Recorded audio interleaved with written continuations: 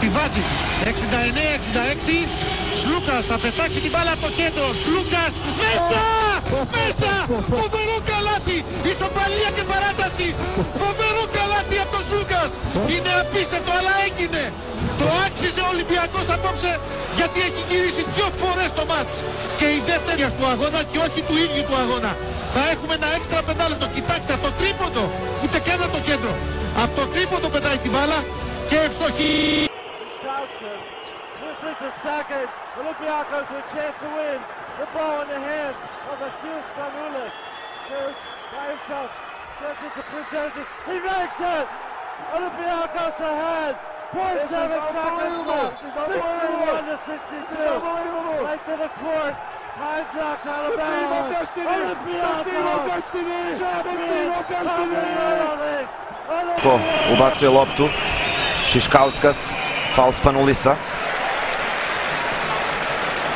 Šiškauskas će šutirati slobodna bacanja, nije prošlo mnogo, samo 4 desetinke. Papa Nikolau poziva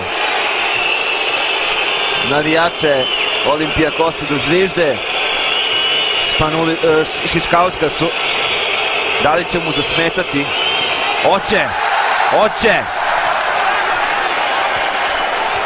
Šiškauskas ne pogađa, Teodosić kaže faul da se pravi.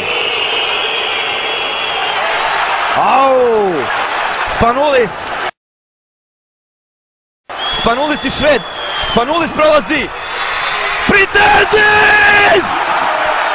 Printezis! Pogodio je Printezis! Kakva završnica! 7 desetinki! Izbija Heinz! Olympiacos osvaja titulu! Vuole l'aiuto del pubblico per confondere le idee a Šiškauskas. Sarà difficile, anche lui il moltiplicatore dei liberi. In carriera 77%, in stagione 76! Sbaglia il primo! Anche se segna questo, la palla va in mano a Olympiacos 2. E il Cesca non può più spendere fallo. Šiškauskas sbaglia anche il secondo. Papa Nicolau. Spanulis 6 secondi, 5 secondi contro Šved. Spanulis lo attacca, scarica, Printezis, passo, Olympiacos avanti, non è possibile. Olympiacos avanti, è un dramma per il Cesca. Mai visto una cosa simile. La rimessa con 7 decimi, il lancio per Kirilenko, deviazione di Heinz, l'Olympiacos è campione d'Europa! Oh, mamma mia, che... Ve ikili kaçırdı. Šiškauskas kaçırdı. Ama kaçırdı. İkinciyi de kaçırdı. Son 8 saniye. 7, 6. Spanulis şampiyonluk için atacak. Spanulis Printezis.